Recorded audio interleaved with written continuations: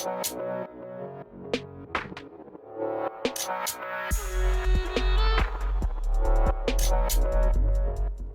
guys and welcome to the channel. This is Baby Roll. So in the next video I will be sharing my latest update for my power Untamed build, which I think right now is the best power build in all of Guild Wars 2 as a solo PvE build. Not as you noticed, I didn't say the strongest in damage or defense, or I say the best. Yes, and I claim the best comparing to anything. But that lead me to the point I have to explain what I mean by best. So you can make your opinion for yourself, disagree with me if you want, but understand why I claim this build to be the best. What do I mean by it? I touched on that subject in many videos before, but never really got that deep in it. But since I want to share some of the solo to demo this build against legendary, different situations, stuff like that, I thought I might as well talk about what do I mean by this and to understand the advantage of build like that. Here, for example, I fight the legendary facet, but sadly the only time I was able to get it alone on an empty map, I had the Jade Butt buff, but as you can see, I can fight it while even ignoring the mobs around it and completely easily obliterate that thing. So let's get right into it. For a start, what do I mean by the best build? I mean by that a build that would have as good damage as possible, with as high defense as possible at the same time, that's capable of having tool to adapt to any situation, from its danger or from how you need to apply damage. So let's get into it right point by point. Highest damage as possible, so you want damage like 15k is like the bare minimum, but you want as high as possible. So every solo build right now that really needs a combination of survivability will be something like from 15 to 20 plus k, something like that. So if you're in the lower part, now you're losing against other builds. But if you're closer to the higher part, now it's decent. You can really afford losing a little bit, like 1k DPS, maybe 2k, but you can't afford to lose like 5k DPS, for example. So this build, for example, can be consistent, completely solo, normal target, no loaded with condition, completely alone, and realistically even, because you can be very good with applying the rotation exactly. Since you have a lot of stability, it can be around 19k. So it's very, very good. It gets that from all the boons, so it can give itself most of the boons in the game, permanent quickness, might, and stuff like that. Which means it cannot scale up as much, which is something I touched about in other videos before, that if you can, for example, have 20k without giving yourself a single stack of might, for a trait that give you a condition, give you a modifier, or like 20% increased damage, something like that, and choose between that and another trait that will give you might, but the damage is the same, which one you choose? Obviously you choose the one that doesn't give you might, because that means when you take that build with other players, like a meta event or something like that, people will give you this might. Now you will scale your damage even higher. So this build gave itself boons, so that's a good thing for a solo build, but it cannot scale more than that, not to any meaningful extent or in general. Now that's the first thing. High DPS, as high as possible, boons, because most of the time the boons will be better, and also you can say quickness, but that when we get to the utility or the quality of life side on the build. Another thing is to be able to have both range and melee options, because if your build is too strong but it counts too much on melee, that means when you're in a situation where there is fields that you have to leave or to get out of, you stop doing damage in order to wait to get in again. But if you have range options that's equal to your melee, and hopefully even better, if you have to really choose them, range weapons are more important than melee, because you can use them in both melee and range, not the other way around. So you can need to really focus on them. Also, it will offer you an efficiency in how the build work and quality of life when you running around with a commander trying to tag other mobs in a big event and participate in it. You will not be running toward mobs and people will kill them because you have to get into using your hammer or whatever weapon. So the range weapon will do great. And that also gets me to another point. How much cleave do you have? So do you do AoE damage? Do you spread your damage with multiple projectile?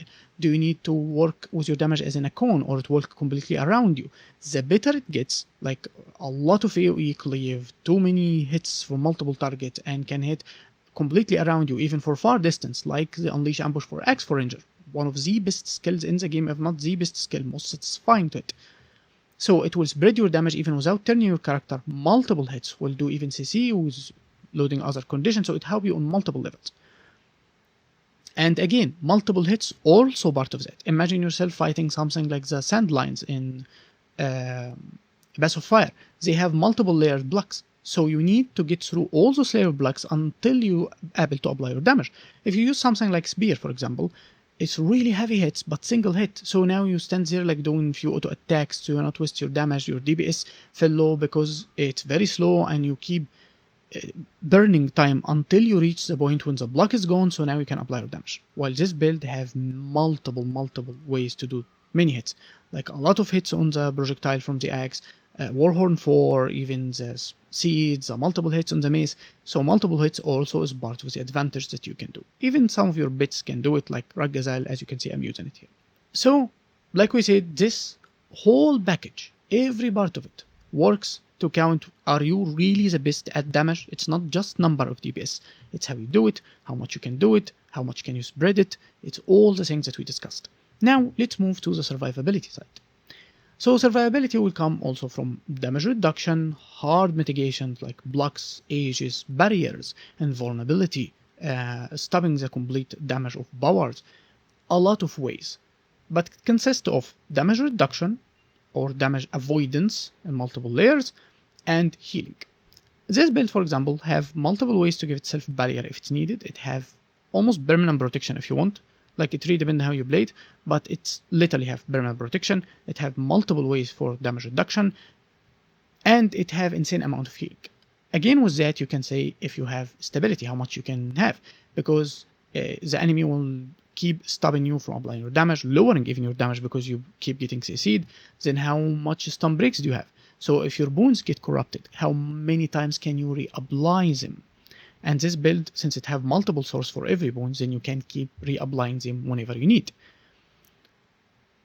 Even if you make mistakes, how fast can you recover from it? For this example in this fight, I'm using Protect Me, which is something I'm really stuck on this build a lot of the time, so it's a button that can save you from most any situation. Is there a higher defense level than this? Obviously, something like invulnerability or completely stopping the damage from the enemy, but most builds that can offer you this, in general, will not offer you the other thing, like the damage reduction modifier. How much vitality or toughness can you put in the build without compromising it? So how much heal? If you have a lot of toughness, an insane amount of barrier and stuff, but your health is very low, a single mistake will still punish you. A single lag spike, or getting hit for like 10k or something, you will still die. So you always still need high vitality no matter how tanky you are. You need as much as possible. And that simply is the defense side. Also, how many layers can you avoid the damage? Like we said, for invulnerability or stuff like that, like you see me here, my bit can tank for me. And Ranger have this better than any other class. If you run minions, for example, with Necromancer, you sacrifice utility side, you sacrifice damage, so there's always a downside to run it. And if you run even the mech for Mechanist, which is the strongest bit in the game, but you can't keep switching between two and save them this easily, so you'll be stuck in a long cooldown when he dies. And you also sacrifice a lot for the mech itself, like the build skills for engineer in general. And there's so on and so on, stuff more that you can look in for defense. So to summarize, it's simply how much stability you can put, how much stun breaks you can put in the build, how fast you can recover from their situation, how much condition cleanse and easily you can fight and stuff like that. Can you get inside AoE and do your damage? Can you have enough range to really count on your damage when you can't be in melee range? Can you avoid the damage by something tanky for you? Can you avoid by blocking? Can you reduce it by barrier? How many damage reduction modifier do you have? How much healing that you have, and how frequent this healing can happen? So you're not simply having like 20k healing and now you want to stay for like 40 seconds, can't do anything about your health going down. Now the last part is the quality of life, as I said. So the build have to have the basics. It have to have movement speed. It need to be other parts of the defense and offense actually put into this, like how much you can spread your damage, how easy you can tag enemies, even different enemies. Do you have melee and range? Do you have something to cover for you even if you had to AFK? Like your bit will kill the other mobs and take them away from you, so you come not seeing even your character dead. If you go down, can you get up even without GG? But if you died twice, so you're having a lot of bang and trying to finish something, your bit can revive you as a ranger. That's also an advantage that's really good for ranger comparing to any other class. How much can you help other allies? Is your build completely selfish, or once it gets with other allies it will give them boons or help them or heal them? What can it offer others? How much CC it does, because which also a part of the damage side, but you can't fight in a fight when you can't actually break a defense bar, no matter how strong. Whether you're soloing fractal or whatever, you have to have enough CC to break any defense bar at least eventually. Also, all those things actually put into it.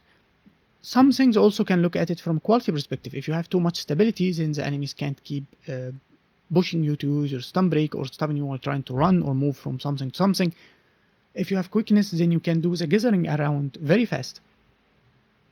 Everything you will do very fast. Casting your skill to get swiftness is fast. So like we said, swiftness, stability, and quickness. Quickness offer the best quality of life possible in a solo gameplay at all. So it's really, really good. And this build have it permanently so easily and can share it with others too. So this is my summary on what I think the best build. And all the points that you put in damage, survivability, and also the quality of life.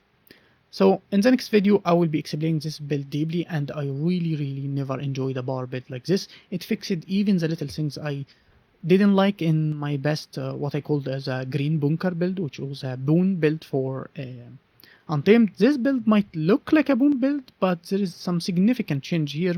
Some of you might notice it already from the fight, some might not. But like I said, we'll be talking very deeply as usual with timestamps, everything, and direct links under the build.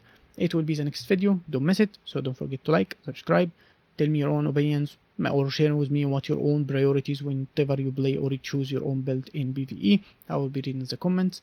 That's it for the video, and I'll be seeing you next time. Peace.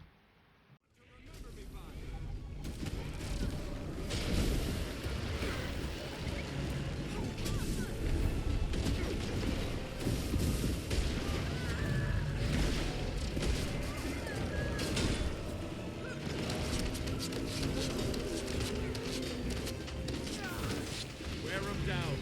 Clear the air.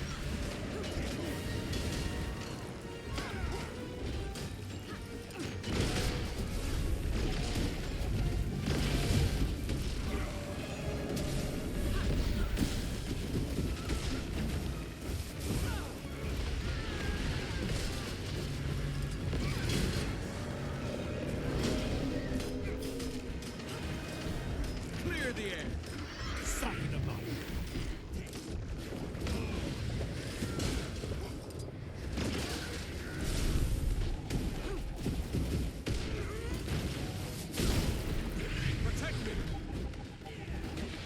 I can't lose. Shackles will close through.